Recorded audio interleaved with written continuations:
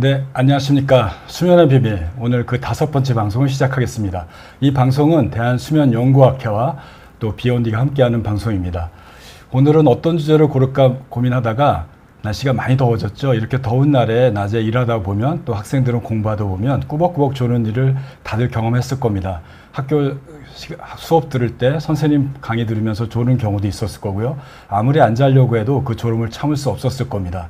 또 낮에 일하시는 분들의 경우에도 점심 먹고 나면 졸음을 참을 수 없어서 회의 중에 졸기도 하고 또 일하다가도 나도 모르게 고개가 떨궈지는 경우가 많고요. 그 때문에 또 커피도 많이 찾는 계절이 아닌가 싶습니다. 여름에 이렇게 더 많이 졸리는 경우가 우리가 흔히 보게 되는데요. 이렇게 많이 본인이 참을 수 없는 주간 졸음을 과도한 수면, 주간 졸음증이라고 얘기하고요. 또 다른 말로는 과수면증이라고 얘기합니다. 주간 졸음을 일으키는 수없이 많은 질환들과 질병 또는 원인들이 있는데 오늘은 이러한 주간 졸음의 원인들이 무엇이고 어떻게 진단하고 치료하는지를 좀 알아보고자 합니다. 또 여러분 스스로 내 스스로 본인의 상태를 얼마나 내가 낮에 졸려하는지를 알아보는 자가 진단표도 보여드릴 테니까요. 방송을 지켜보시면서 나중에 보여드리는 표를 보시고 한번 채점을 매겨보시기 바랍니다. 자, 오늘 방송을 위해서 대한수면연구학회의 연구의사, 수면연구학회가 연구를 많이 학회죠. 거기에 또 연구의사면 굉장히 중요한 직책을 맡고 계시는 아주대병원 신경과의 김태준 교수님 모셨습니다. 안녕하십니까? 예, 안녕하세요. 아주대병원 신경과 김태준입니다. 예, 저는 대한수면연구학회 부회장을 맡고 있는 강동 경희대병원 신경과의 신원철입니다. 오늘은 김태준 교수님과 함께 주간 졸음증, 과수면증에 대해서 원인이 무엇이고 진단과 치료에 대해서 좀 구체적으로 알아보고자 합니다. 여러분들 많은 이해와 관련되는 궁금증이 있을 것 같은데요. 들으시면서 질문 올려주시면 저희가 시간에 허락하는 대로 답변을 드리도록 하겠습니다. 자, 오늘의 순서는 이렇게 준비했습니다. 주간졸음증이 무엇이고 어떤 우리 몸에 영향을 주는지 또 자가진단법, 또 병원에서 하는 진단법, 검사법을 알아볼 거고요. 원인을 크게 3가지로 나누어서 알아본 다음에 각각의 치료에 대해서 좀 알아보고자 합니다. 자, 첫 번째, 주간졸음증의 영향. 이 얘기를 하기 전에요. 저희가 주간졸음증이 무엇이, 주간졸음증, 과수면증과 우리가 혼돈하기 쉬운 게 피로도. 네, 맞습니다. 예, 이걸 한번 좀 구분을 좀 해야 될 것 같아요. 우리가 나 피곤해 이거를 졸음이라고 생각하시면 조금 좀 오류가 있을 것 같습니다. 주간졸음증, 과수면증은 의학적인 용어입니다. 그래서 어떻게 구분할 수 있을까요? 제가 좀 정리해서 준비했으니까요. 네. 주간졸음증은 낮에 본인이 깨어서 활동을 해야 되는 상황에서, 그러니까 주간 시간에, 본인이 잠자는 시간이 아닌 주간 시간에 갑자기 졸음을 참을 수 없어서 졸음에 빠지는 경우, 본인이 원하지 않게 잠에 빠지는 경우를 주간졸음증, 과수면증이라고 합니다. 뭐 이런 경험들은 사람이라면 다 경험이 있을 겁니다. 지하철 타고 가다가 너무 졸려서 뭐 무릎이 꺾이는 경험도 있을 거고, 또 이러면 안 되겠지만 운전하다가 보면 깜빡 졸아갖고 깜짝 놀라서 또 깨는 경우도 있었을 거고요. 네. 아까 말씀드린 대로 수업 시간에, 회의 시간에, 또 어떤 분들은 영화 보다가도 조는 경우도 있어서 본인이 자고 싶지 않았는데, 졸고 싶지 않았는데 그 졸음을 참을 수 없어서 잠에 빠지는 경험을 했다면 그거를 주간 졸음증이라고 얘기를 하고, 그것이 과도하게 너무 많아서 일상 업무나 학습 또 본인의 직업 활동을 할 수 없을 정도로 너무 많이 졸려서 업무에 지장이 초래하거나 사고의 위험이 초래된다면 그건 질병으로 인정해서 치료를 해야 됩니다. 이에 반해서 피로라고 하는 거는요, 졸음이라기보다는 무기력하고 기운이 없는 걸 얘기합니다.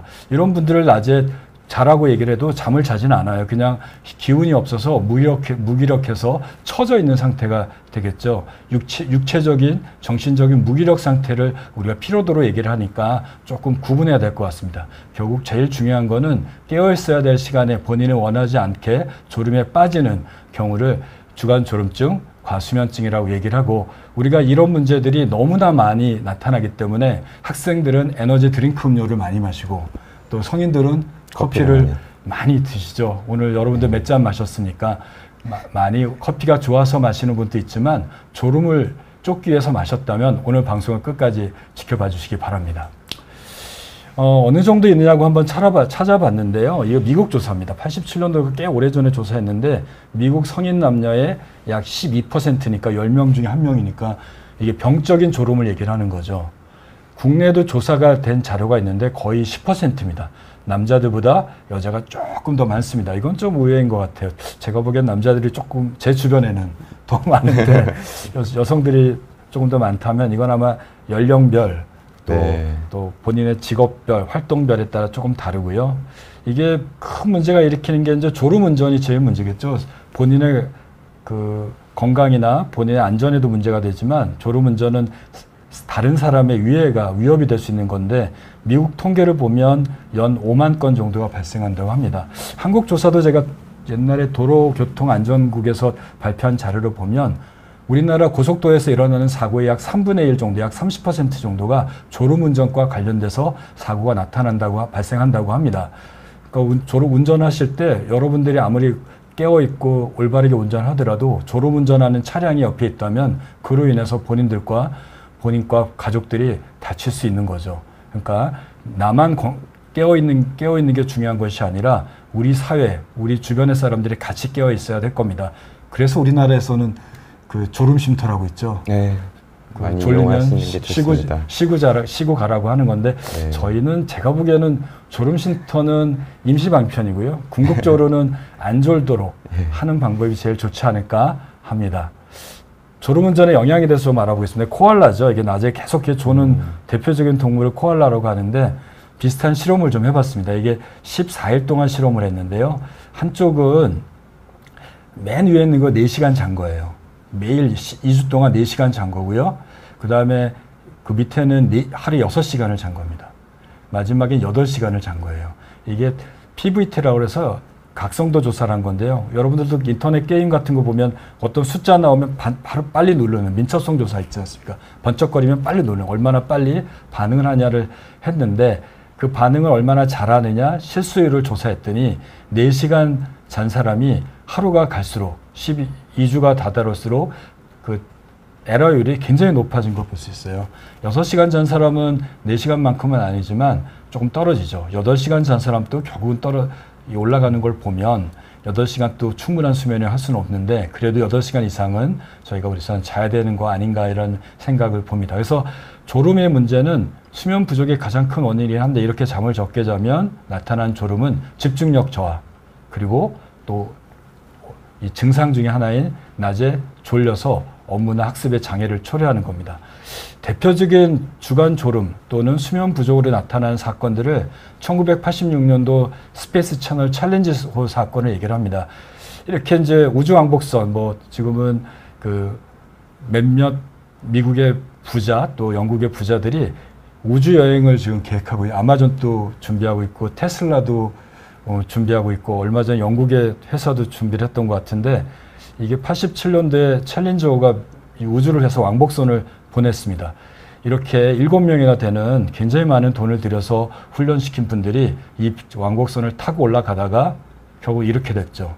올라가다가 폭발해서 전원 사망하는 사고가 있었습니다. 이 사고가 졸음 또는 수면 부족의 대표적인 사고로 얘기를 하는데요. 이게 거의 우리나라 따르면 거의 조 단위의 비용이 하늘에 날아갔고 그거보다 더 소중한 인명재해가 나타난 사건인데 이게 이 우주선 발사가 미국의 휴스턴 텍사스주에서 있는 발사를 하는데 그때 계속 발사할 때 거의 2주 정도 악천후가 계속 나오면서 비행기를 발사를 못했다고 합니다. 그러다 보니까 이 조종사뿐만 아니라 그 엔지니어들이 계속 기계를 점검하고 내일은 할 수 있죠. 날씨가 좋아지면 또 발사시킬 수 있지. 계속 잠도 안 자고 날씨가 개기만을 기다리고 그러다가 결국 날씨가 좀 개이면서 발사를 했는데 그때 베어링이라고 하는 볼트 하나가 잘못 조종이 되면서 결국 조사해봤더니 졸음 때문에 엔지니어가 그 베어링을 제대로 잘못 떨어진 거를 확인 못하고 그대로 발사하면서 이게 비행기가 폭파됐다라고 하는 결국 졸음 때문에 정비가 제대로 안 되고 그로 인해서 재산, 재정적인, 경제적인 또 인명적인 피해를 일으켰던 사건을 얘기합니다. 그 외에도 뭐 체르노빌 사건도 대표적으로 이게 졸음 때문에 오작동으로 인해서 이 원자력이 폭파됐다는 사건을 알려져 있고요. 이거는 이제 보스턴 쪽에서 이 열차가 탈선한 사건입니다. 이것도 열차를 조정했던 사람이 그 졸다가 이게 이 터닝하는 운전이 이렇게 돌아가는 거를 못 보고 그냥 직선으로 가면서 탈선해서 여기도 꽤 많은 사람들이 사망했던 사건으로 알려져 있고요. 우리나라 가까운 일본에서도 신칸센 사건이 한번 이게 탈선하면 사람이 많이 사망했는데 그것도 역시 졸음으로 알려져 있습니다.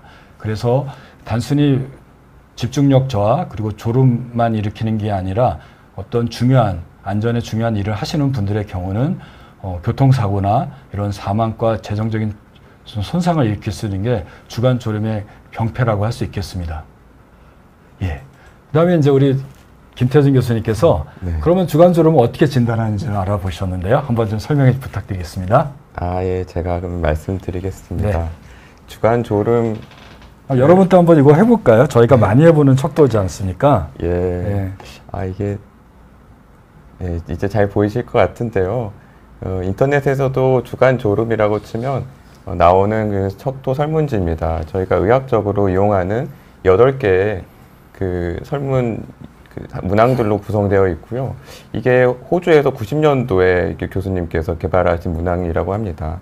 보시면 아시겠지만 일반적인 상황들을 이제 가정을 하고 있습니다. 그래서 상대방과 이야기할 때 이런 상황에서 졸면 되게 이상하죠. 근데 이런 상황뿐만이 아니라 영화관에서 TV 볼 때 조금 졸린 상황, 책을 볼 때 아니면 이제 누워 있을 때 이런 때는 사실 많이 잘 것 같은데요. 반주를 곁들이게 점심 식사 아까 점심 식사 후에 존다고 커피 드신다고 하셨던 분이 계신데 그런 어떤 상황들을 점수화하는 설문지입니다. 그래서 전혀 안 졸리면 0점, 조금이면 1점부터 매우 많이 3점까지 8문항이기 때문에 0점부터 24점까지 점수가 분포가 가능합니다. 한번 여러분도 매겨보십시오. 이게 저희가 학생들한테 강의할 때도 학생들이 이거 한번 전 해보는데요. 여기 앉아서 책 볼 때 전혀 안 졸린다, 조금 졸린다, 상당히 매우 졸린다를 점수 한번 계산해 보시고 TV 볼 때 공공장소에서 앉아있을 때 정차하는 운행 중인 버스나 기차 또 지하철에서 저는 이럴 때 항상 조는 것 같아요. 또 오후에 주변이 허락되고 쉬고 있을 때 누워서 쉴 때 앉아서 대화 중에 점심 식사 후에 조용히 앉아있을 때 운전 중에 마지막 문제는 운전 중입니다. 본인이 운전하시고 교통 혼잡으로 신호 대기 중에 앉아있을 때 만약에 본인이 운전 안 하신다면 이런 상황을 가상해 보십시오. 예, 맞습니다. 낮 시간에 신호 대기 한 2, 3분 정도 시간에 차에서 운전 안 하고 가만히 있을 때 졸리는지를 조금 상당히 매우로 0점부터 3점까지 계산해 보십시오. 몇 점 나오시나요? 한번 점수를 판정표를 좀 알려주실까요? 예, 그래서 아마 지금 막 계산하시느라고 바쁘실 것 같은데요. 저 같은 경우에 제가 해보니까 5점이 나오더라고요, 어제. 진짜요? 네. 오늘은 사실 한 10점이 넘어갈 거예요. 한 2점 될 것 같은데요. 어제 이제 많이 떨려서 잠을 설쳐서. 근데 이게 근데 오늘 당장을 하는 것보다는 최근 한 몇 개월간, 한 3개월간의 평균치를 계산을 하시면 14점 나오셨다는 분이 계신데 이 점수를 매겼을 때 0점부터 10점까지가 나오면 정상이라고 저희가 얘기를 합니다. 그리고 10점이 넘어가면 11점부터 넘어가면 주간 졸림이 심하다고 생각을 하고 증상이 심하기 때문에 어떤 증상의 원인이 있거나 아니면 질환이 있거나 그런 어떤 생각을 하게 되는 검사인데요. 이 검사가 사실은 이제 선별 검사이기 때문에 아주 정확하고 이게 어떤 바로 병이다 이렇게 이어지는 설문지까지는 아니지만 그런 어떤 선별하는 의미에서는 저희가 이제 인터넷에서 요즘 MBTI라고 성격 검사 많이 하시죠. 그런 의미 정도로 생각을 하시면 되겠습니다. 네. 14점이 넘으면 병적인 겁니다. 이런 경우는 즉각적으로 진료를 받아야 됩니다. 14점 나오신 답변 주신 분도 있는데 본인이 일단 방송을 뒤에 원인들의 내용을 한번 확인해 보시고 본인이 정말 병적인지를 한번 확인해 보시면 좋을 것 같고요. 여러분들 한번 지난 한 달 동안을 가상해서 이렇게 한번 매겨 보시고 10점이 넘다면 뭐가 문제가 있다라고 판단하셔야 됩니다. 이걸 에버스 주간졸음 척도라고 얘기를 하는 네. 척도라서 많이 저희가 진료 때도 또 검사할 때도 많이 활용하는, 실제로 활용하고 논문 쓸 때도 많이 활용하는 거니까요. 예, 진료 보시면 확인해 보시면 될 것 같습니다. 뭐 무슨 과를 가냐고 하는데요. 당연히 뭐 여기 수면 전문가들을 가시면 되고, 저희는 대한수면연구학회 신경과에서 나왔습니다. 네. 네. 다음으로 넘어가겠습니다. 그래서 이제 이런 어떤 검사에서 이상이 있어서 이게 많이 좀 불편하신 분들, 주간졸림 때문에 불편하신 분들, 그리고 이제 불면증으로 병원에 오시는 분들 포함해서 병원에 오시면 저희가 간단한 자가 진단 겸 검사로 수면 일기라는 이런 표를 나눠주고 수면을 기록하도록 부탁을 드립니다. 그래서 잠자리 들어갈 때 나올 때 실제 잔시간을 여기 기록을 하게 되시고, 그 다음에 그 수면에 영향을 미치는 활동들, 수면제나 커피, 그 다음 술, 운동 이런 어떤 활동들을 기록을 쭉 하게 돼서 저희가 의료진이 그 병원에 오신 분들을 그 수면을 파악하는데 활용하고 있습니다. 사실은 이 검사를 하면 굉장히 꼼꼼한 분들은 이거를 쓰는데 이제 집중하시느라고 또 잠을 못 이루시는 분들이 또 있고요. 아무래도 자기가 주관적으로 기록을 하는 거기 때문에 이 검사도 조금 그런 한계가 있는 그런 방법이긴 합니다. 수면 일기는 수면 시간도 좀 알고요. 이따 말씀드린 일주기 리듬, 규칙적으로 네네. 자는지 못 자는지 그런 패턴들을 좀 알기 위해서 주간졸음증 원인 중에 수면 부족, 또 불면증, 일주기 리듬을 좀 확인하는 도구로서 저희가 활용하는 거죠. 네, 맞습니다. 네, 그 다음에 예. 예. 예. 요즘 웨어러블 디바이스 비슷한 건데요. 네. 네, 맞습니다. 이제 많이 젊은 분들도 많이 이제 사용하시는 애플워치 같은 이제 스마트워치가 있고, 그다음 옆에 보이는 것도 거의 비슷하게 보이는 장치죠. 이게 저희 의료에서 활용을 많이 하고 있는 성품명 액티워치인데, 수면을 이제 측정하는 그런 시계입니다. 그래서 그 조도 센서가 있어서 빛을 측정하는 센서가 있고요. 그 다음에 움직임을 측정하는 센서가 있습니다. 그래서 움직임은 여기서 검은 선으로 표시가 되고, 빛은 노란색으로 표시가 됩니다. 그래서 이거를 수치화해서 나타내면 빛이 없어지고 그러면 불을 끈 거죠. 그리고 움직임이 없어질 때, 자면 사실 거의 움직이지 않습니다, 사람이. 일상생활이랑 많이 움직임이 달라지기 때문에 두 가지를 보고서 수면을 잘 이뤘는지 판단을 하고요.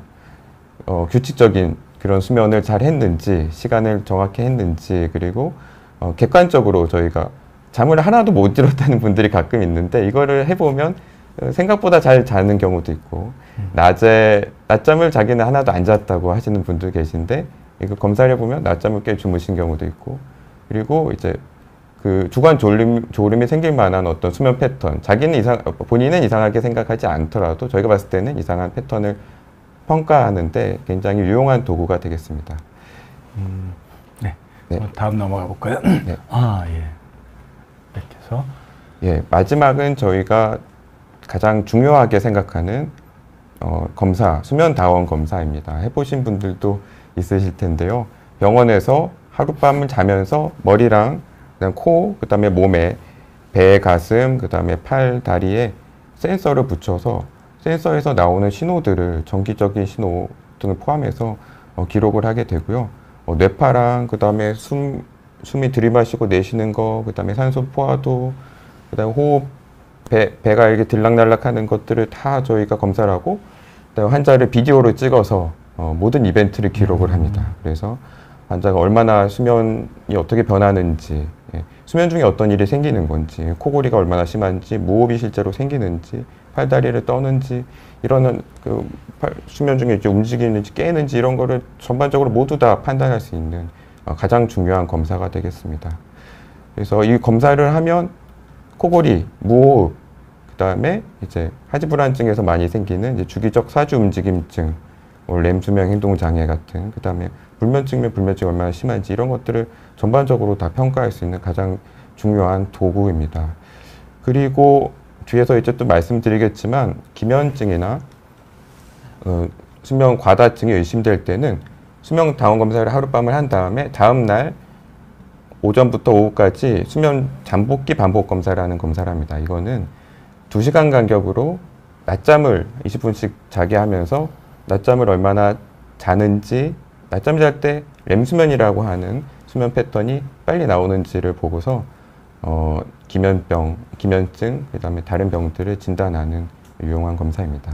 네, 수면다원 검사는 주간 졸음증을 일으키는 여러 가지 원인 중에서 수면의 양이 아니라 수면의 질을 보는, 네. 얼마나 깊이 자고 또 자주 깨는지 또 왜 깨는지, 그 깊은 수면 얼마나 적게 자는지 이런 거를 아는 거고, 그걸 통해서 어떤 그거를 일으키는 수면 장애를 아는 거죠. 양이 아니라 질을 보는 검사라고 할 수 있겠습니다.